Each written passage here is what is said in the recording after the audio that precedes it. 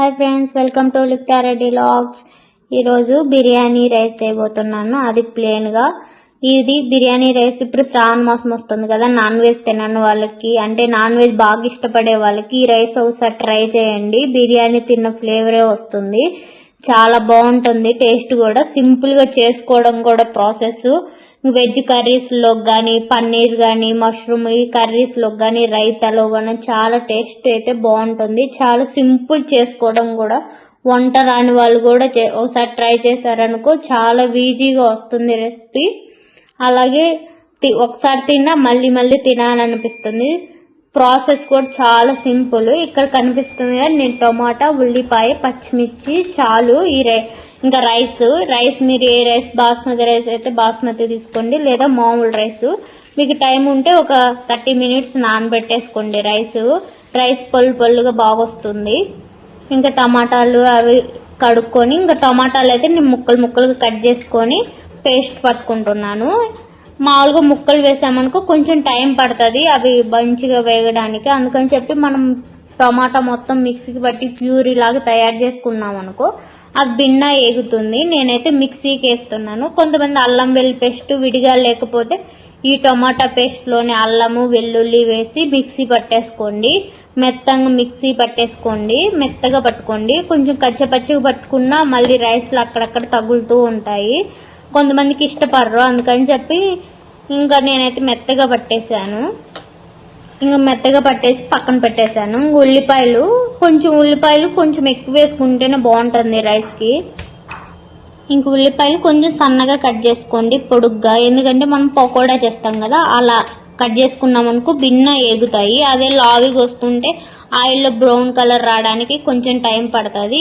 నేను వీడియోలో చూపించినట్టు ఇంకా సన్నగా కట్ చేసుకొని పెట్టేసుకోండి.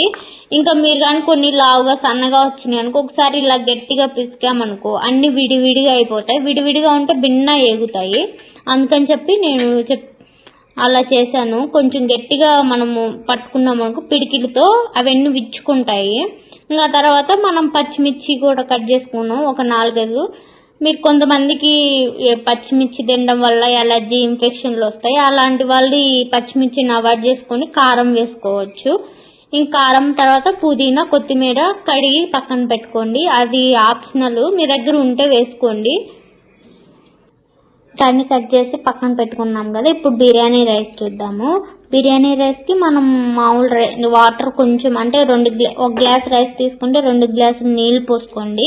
ఇంకా దాంట్లోనే మీ ఇంట్లో బిర్యానీ దినుసులు ఉంటాయి, చెక్క, మొగ్గ, బిర్యానీ ఆకు వేసేసుకోండి. దాంట్లోనే కొంచెం సాల్ట్, పచ్చిమిర్చి, కొత్తిమీర, పుదీనా వేసేసుకోండి. కొంచెం సాల్ట్, ఉప్పగా ఉండాలి వాటరు. సముద్రపు నీళ్ళు అంటారు కదా, అలా ఉప్పగా ఉంటే బాగుంటుంది. ఇంకా అలా వేసి కలుపుకొని టేస్ట్ చూడండి. ఉప్పు కొంచెం ఉప్పగా లేకపోతే కొంచెం వేసుకోండి. ఇంకా తర్వాత ఇది బాగా మరగాలి. అంటే ఇప్పుడు వాటర్ చూడండి వైట్ కలర్లో ఉన్నాయి కదా, వాటర్ వైట్ కలర్ నుంచి కొంచెం కలర్ చేంజ్ అవుతాయి. కలర్ చేంజ్ అయ్యేదా కొంచెం అనుకో ఆ చెక్క, మొగ్గ అవన్నీ వాటర్కి బాగా పడతాయి. అప్పుడు రైస్ ఫ్లేవర్ కూడా చాలా బాగా వస్తుంది. అయితే వాటర్ ఎక్కువసేపు అంటే 2-3 hours కాదు, ఒక 10 నిమిషాలు వాటర్ అంతా వైట్ ఉన్నాయి కదా, ఈ కలర్ షేడ్ అయ్యేదాకా కొంచెం మరగనీయండి.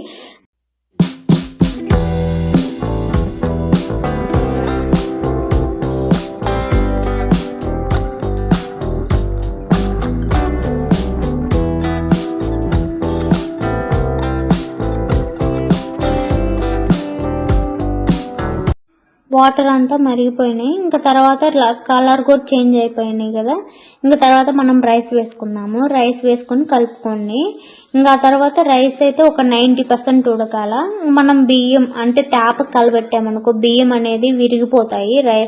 అప్పుడు అంటే బాస్మతి రైస్ వేస్తే ఇంకా కట్ అయ్యి వస్తుంది. అలా కాకుండా ఇంకా కలబెట్టద్దు. ఒక 90% దాకా కుక్ అయ్యేదాకా చూసుకోండి. మీకు రైస్ పొల్లుగా కావాలంటే కొంచెం ఆయిల్ యాడ్ చేసుకోండి. ఇంకా తర్వాత బిర్యానీ ప్రాసెస్కి వస్తే ఒక కడాయి పెట్టుకొని కొంచెం ఆయిల్ ఎక్కువే పడుతుంది, కొంచెం ఎక్కువ వేసుకోండి. తర్వాత నేను ఇంకా హీట్ అయిన తర్వాత ఉల్లిపాయలు వేసుకొని బాగా కలుపుకున్నాను. ఇవి బ్రౌన్ కలర్లో వేగాలి, కొంచెం లైట్గా బ్రౌన్ కలర్ వస్తే సరిపోతుంది.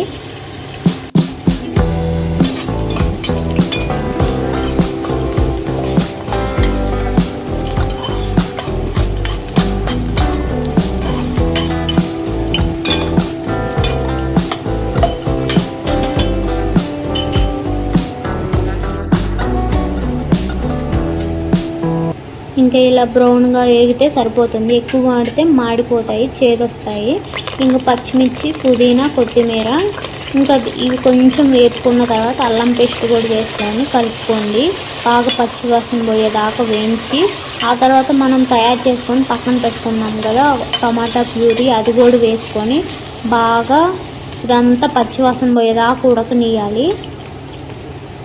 ఇంకా ఆ టమాటా ప్యూరీ వేసినాక దాంట్లో పసుపు, కారం, ఉప్పు టేస్ట్ చూసుకొని మీకు ఎంత కావాలో అలా మొత్తం వేసుకొని బాగా ఉడకనియాలి. పచ్చివాసన అంతా పోయేదాకా, అంటే వాటర్ ఉంటాయి కదా టమాటా ప్యూరీలో, ఆ వాటర్ పోయి ఆయిల్ పైకి తేలేదాకా. ఆ తర్వాత వాటర్ అంతా తేలిన తర్వాత మనం కొంచెం ధనియాల పొడి కానీ, గరం మసాలా, చికెన్ మసాలా, మీరు మసాలాలు ఎక్కువ తింటే కొంచెం మసాలాలు ఎక్కువే వేసుకోండి. సేమ్ ఎలా అంటే ఎగ్ కర్రీ కానీ టమాటా కర్రీ చేస్తాం కదా అదే ప్రాసెస్, సేమ్ అలాగే. ఏమి అంత వెరైటీ కింద చేయట్లా, నేను ఎక్కువ మసాలాలు ఏం యూజ్ చేయట్లేదు. ఇంకా మీ టేస్ట్ తగ్గట్టు చూసుకొని ఉప్పు, కారం కూడా సెర్చ్ చేసుకోండి.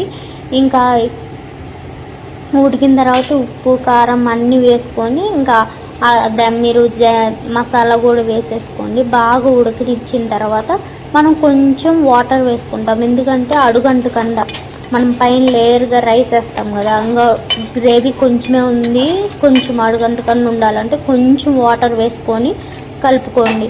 ఎక్కువ వేయద్దు, మళ్ళీ వాటర్ కాకుండా లైట్గా వేసుకొని కొంచెం గట్టిగానే ఉండేటట్టు గ్రేవీ, కొంచెం వాటర్ వేసాం కాబట్టి కొంచెం ఉడకనిచ్చేసి ఇంకా మనం రైస్ 90% ఉడకపెట్టేసాం కదా పక్కన, ఆ రైస్ తీసుకొని లేయర్గా రైస్ మీద వేసుకోవడమే.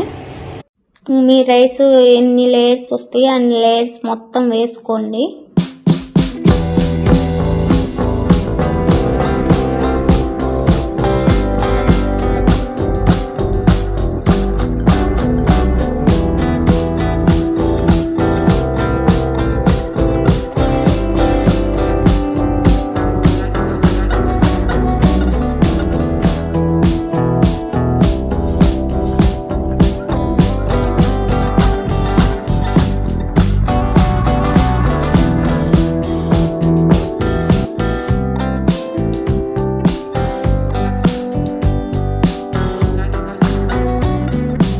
వండిన రైస్ అంతా వేసేసుకొని పైన మీకు పుదీనా, కొత్తిమీర ఉంటే చల్లుకోండి. నేను కొంచెం ధనియాల పొడి కూడా పైన యాడ్ చేసి మూత పెట్టాను. ఓన్లీ ఒక 10 minutes ఉంటే చాలు. ఆల్రెడీ రైస్ 90% ఉడికిపోయింది కదా, కొంచెం రైస్ బిగించుకుంటే సరిపోతుంది. వేడివేడిగా బిర్యానీ రైస్ అయితే రెడీ అయిపోతుంది. చాలా సింపుల్ చేసుకోవడం అయితే. ఒకసారి ట్రై చేయండి, ట్రై చేసి కామెంట్ చేయండి ఎలా వచ్చిందో.